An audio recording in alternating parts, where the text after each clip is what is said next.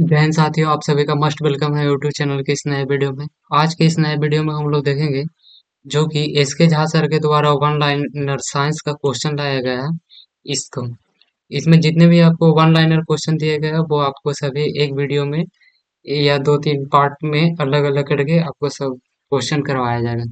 तो चलिए वीडियो को शुरू करते हैं। ये जितने भी बिहार पुलिस के एग्जाम देने वाले हैं उन सभी साथियों के लिए रामबाण साबित होने वाला है, तो वीडियो में लास्ट तक बने रहिएगा। ये आस पब्लिकेशन की तरफ से है, जो नया सिलेबस आया है 9th 10th का, उसके बेसिस पे साइंस का क्लास है।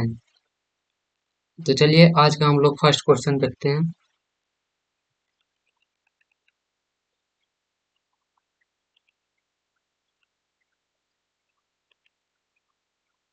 तो आज का हम लोग का फर्स्ट क्वेश्चन होने वाला है, पदार्थ की मूल अवस्था क्या होती है। तो फ्रेंड्स, पदार्थ की तीन मूल अवस्थाएं होती है, एक हमारा ठोस होता है और एक द्रव होता है और एक गैस।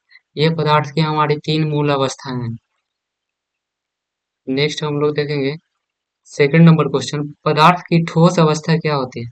तो फ्रेंड्स, पदार्थ की ठोस अवस्था की अगर बात करें तो यहाँ पे ठोस अवस्था में आपको यहाँ पे देखने के मिल जाएगा रबड़, स्पंज, पत्थर,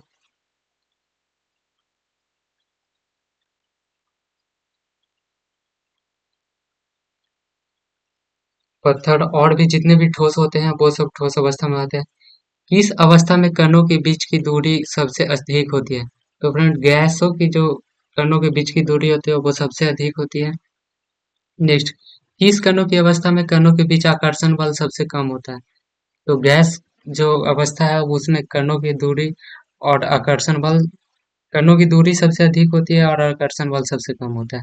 नेक्स्ट है, पदार्थ के कणों के बीच लगने वाला बल का लगता है वह बल क्या कहलाता है। आकर्षण बल।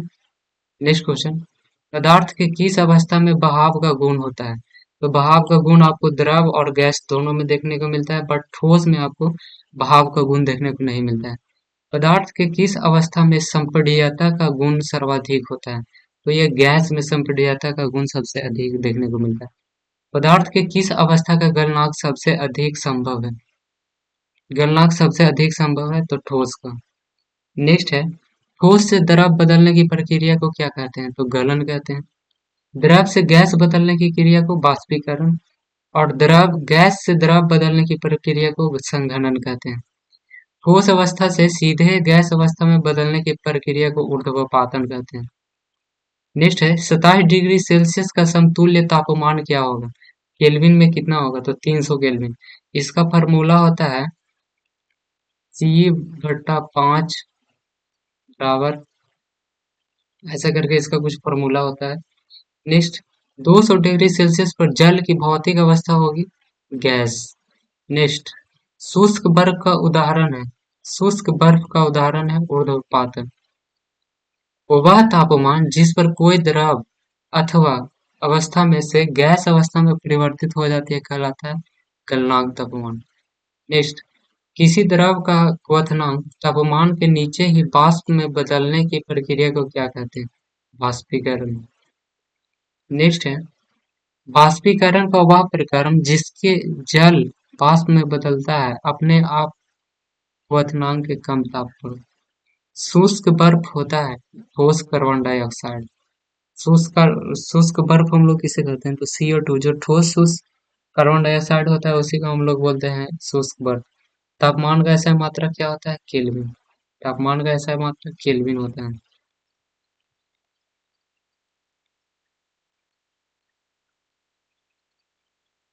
नेक्स्ट हम लोग देखेंगे, तरल अवस्था कहा जाता है द्रव और गैस दोनों को हम लोग तरल अवस्था कहते हैं। बर्फ का गलनांक 0 डिग्री लिया गया है सेल्सियस पैमाने में। किसका आकार व आयतन निश्चित नहीं होता है गैसों में, और किसका आकार व आयतन तीनों निश्चित होता है वो होता है ठोस का। रसोई घर में प्रयोग करते हैं LPG गैस का। नेक्स्ट है, वाहनों में प्रयोग की जाने वाली गैस कौन सी है। CNG। नेक्स्ट, बर्फ का गलनांक होता है केल्विन में 273 केल्विन। गर्मियों में घड़े का पानी निम्नलिखित प्रक्रमों में से किसके कारण ठंडा हो सकता है। तो बाष्पन के कारण ठंडा होता है। क्या होता है कि जो घड़ा होता है उसके चारों तरफ वायुमंडल होता है और उससे पानी का रिसाव होकर के वहां से बाष्पीकरण होता है, जिसके कारण घड़ा का पानी ठंडा रहता है। नेक्स्ट, परिघटनाओं का कौन सा समूच ताप बढ़ाने पर बढ़ेगा? तो बाष्पन, विसरण और गैसों का प्रसार, ये तीनों है जो समूच का तापमान बढ़ाइएगा तो बाष्पन, विसरण और गैसों का प्रसार तीनों एक साथ बढ़ता है। तरल में प्रवाह का अद्वितीय गुण होता है। तरल में प्रवाह का अद्वितीय गुण होता है, गैस तथा द्रव तरल के समान व्यवहार करते हैं।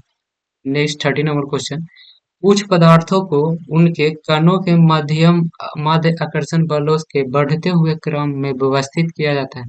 ऑक्सीजन, जल, सरगम। नेक्स्ट, वाष्प का द्रव अवस्था से गुजरे बिना ठोस में रूपांतरण होना कहलाता है ऊर्ध्वपातन। मतलब डायरेक्ट ठोस से गैस में बदल जाना क्या कहलाता है? ऊर्ध्वपातन। नेक्स्ट, पारिस्थितिकी जल में के वाष्पन में वृद्धि करेगी, जल के तापमान में वृद्धि। शुद्ध पदार्थ में मौजूद सभी कणों की रासायनिक प्रकृति की होती है। शुद्ध पदार्थों में मौजूद सभी कणों की रासायनिक प्रकृति समान होती है। मिश्र धातुएं दो या दो से अधिक धातुओं का मिश्रण होती है। कौन सा मिश्रण होता है? समांगी या विसमांगी। मिश्रण दो प्रकार के होते हैं, एक समांगी और दूसरा विसमांगी। समांगी में क्या होता है कि दोनों का जो मिश्रण होता है ना, वो हम लोग नंगी आंखों से नहीं देख सकते हैं कि इसमें किस किस चीज का मिश्रण है। और जो विसमांगी होता है, जैसे विसमांगी में हो गया चना और मसूर का दाल, अगर बिना दाल बनाए हुए है तो वो विसमांगी है, और अगर उसको कुकर में सीटी लगवा दिए तो समांगी हो जाते हैं। पीतल मिश्र धातु है, जिंक और कॉपर का। इसका ट्रिक होता है पिताजी। पीतल, जिंक, तांबा। गैस प्लस जल विलयन का उदाहरण है सोडा, सोडा जल। नेक्स्ट, सोडा जल में विलेय होता है। सोडा जल में क्या मिलाया हुआ था? CO2। नेक्स्ट, प्रकाश की किरणें फैल जाती है किसमें? विलयन में। प्रकाश की किरणें का विलयन से फैलना कहलाता है टिंडल प्रभाव। टिंडल प्रभाव हमको कहाँ देखने को मिलता है? घने जंगलों में। कहीं घना जंगल है तो वहां पे भी आपको टिंडल प्रभाव देखने को मिलेगा। और दूध में भी देखने को मिलता है। नेक्स्ट, द्रव प्लस गैस के कोलाइडी विलयन को कहते हैं एरोसोल। इमल्सन का उदाहरण है दूध। नमक तथा अमोनिया क्लोराइड के मिश्रण को किस विधि से अलग किया जाता है? तो ऊर्ध्वपातन विधि से। नेक्स्ट, पृथक्करण की विधि नहीं है। इनमें से कौन पृथक्करण का विधि नहीं है? तो इसमें ऑप्शन होना चाहिए था बट नहीं है, तो ये घोलना। घोलना कोई पृथक्करण नहीं है, तो मिश्रण किया जा रहा है इसमें। वायु में उपस्थित गैसों की किस विधि द्वारा पृथक कर सकते हैं? प्रवाहजी विधि द्वारा। नेक्स्ट, परमाणु सिद्धांत के प्रस्तुतकर्ता के रूप में जाना जाता है जॉन डाल्टन। परमाणु सिद्धांत किसने दिया था? तो जॉन डाल्टन। इसमें न्यूट्रॉन अनुपस्थित रहता है? हाइड्रोजन।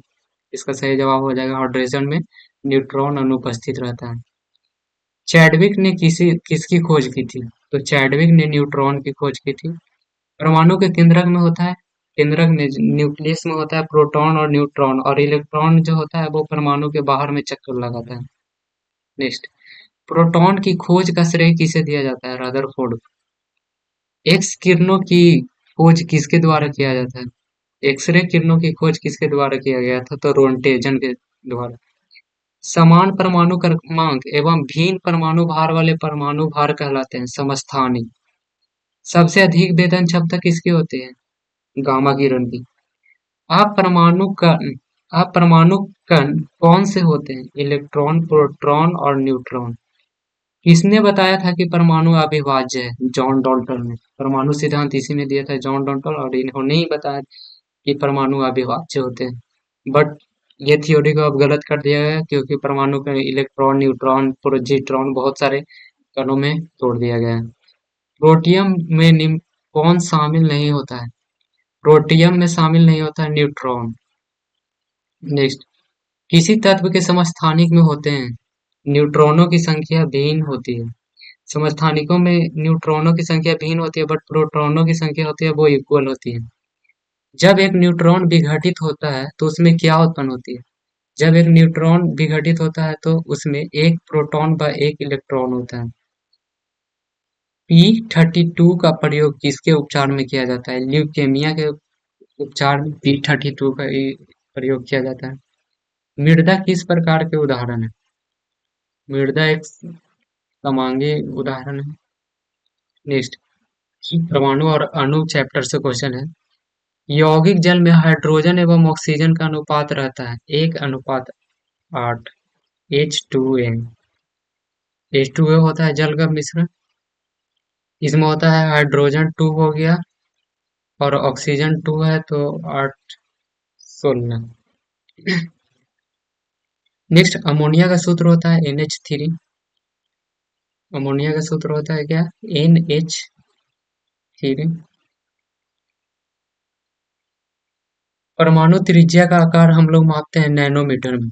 कौन सा तत्व एक परमाणविक होता है? तो ऑर्गन जो होता है वो एक परमाणिक होता है। कौन सा तत्व द्विपरमाणिक होता है? हाइड्रोजन द्विपरमाणिक होता है। अमोनिया का आयन सूत्र क्या होता है? NH4+। सोडियम क्लोराइड साधारण नमक का सूत्र होता है NaCl। मैग्नीशियम हाइड्रोक्साइड का सूत्र होता है MgOH के वोल्टवाइज। कार्बन के एक मोल में परमाणुओं की संख्या होती है 6.022 गुना 10⁻23। नेक्स्ट, ऑक्सीजन में ऑक्सीजन परमाणु संख्या होती है। ऑक्सीजन में ऑक्सीजन की परमाणु संख्या कितनी होती है? O2। तो O2 में देख लिए कि कितना यहाँ पे परमाणु संख्या है 2, तो इसका आंसर हो जाएगा 2। नेक्स्ट, 18 ग्राम जल के लिए समतुल्य मोल की संख्या कितनी होगी? 1। CH4 सूत्र इकाई का द्रव्यमान होता है 16। सल्फेट बहुपरमाणुक आयन का संकेत है SO4 पावर में 2-। लौह धातु का प्रतीक है Fe। अगर आप लोग यहाँ पे क्या बोलते हैं जो पीरियोडिक टेबल में होता है उसको धातु का नेम और नंबर जो याद करना चाहते हैं, अगर आप बिहार पुलिस के एग्जाम देने थे तो मिनिमम आपको 30 तक ही याद होना चाहिए। जैसे हाइड्रोजन 1, हीलियम 2, लिथियम 3, ऐसे करके आपको 30 तक याद कर लेना चाहिए। क्लोराइड आयन पर उपस्थित आवेश होता है -1। ऑक्साइड आयन पर उपस्थित आवेश होते हैं -2। किसी तत्व के सभी परमाणु समान रासायनिक प्रकृति के होते हैं, किसने बताया था? जॉन डॉल्टन ने। हाइड्रोजन परमाणु की त्रिज्या होती है 10⁻10 मीटर। नेक्स्ट, सोने की पतली चादर पर कण की बौछार वाला प्रयोग सर्वप्रथम किसने किया था? तो रदरफोर्ड ने। न्यूट्रॉन की खोज किसके द्वारा की गई थी? जेम्स चैडविक के द्वारा। इसका सही जवाब है। किसी यौगिक के एक मोल में अणुओं की संख्या होगी 0.22 गुना 10⁻23। नेक्स्ट क्वेश्चन है, CO2 का ग्राम अणुद्रव्यमान कितना होता है? 44 U। 360 ग्राम जल को सही रूप से प्रदर्शित किया जाता है 20 मोल जल। नाइट्रोजन गैस का रासायनिक प्रतीक है N2। सोडियम का रासायनिक प्रतीक है Na।